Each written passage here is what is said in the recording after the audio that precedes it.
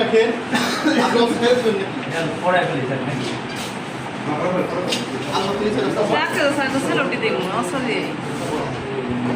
৳12,00,000 মালামালের কথা বলেছিল।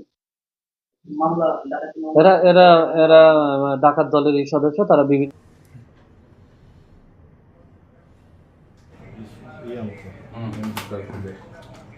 টাকার মালামালের কথা বলেছিল।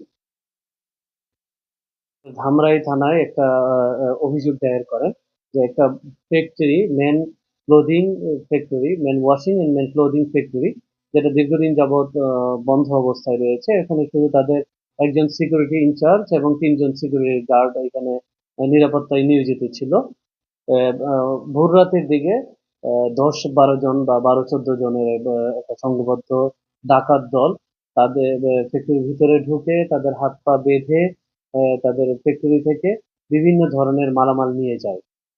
এই ঘটনা হওয়ার পরই আমাদের ধামরাই থানায় একটা মামলা রুজু হয়।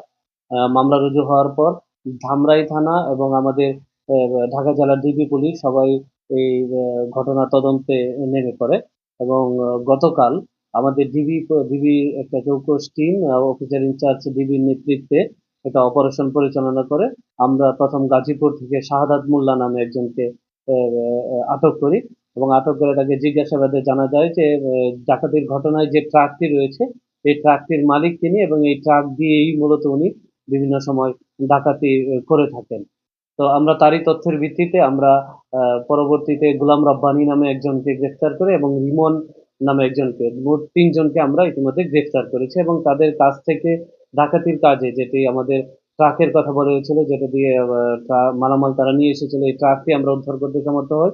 আমরা প্রায় ২০০ ফিট তার যেটা আছে যে দামি তার, এই তারগুলো আমরা উদ্ধার করি। এছাড়াও সিলিং ফ্যান রয়েছে, স্ট্যান্ড ফ্যান রয়েছে ৩টি, রিচার্জেবল ফ্যান সহ ডাকাতির ঘটনায় যে সকল মালামাল নিয়ে গিয়েছিল এই মালামালের অধিকাংশ মালামাল আমরা উদ্ধার করেছি।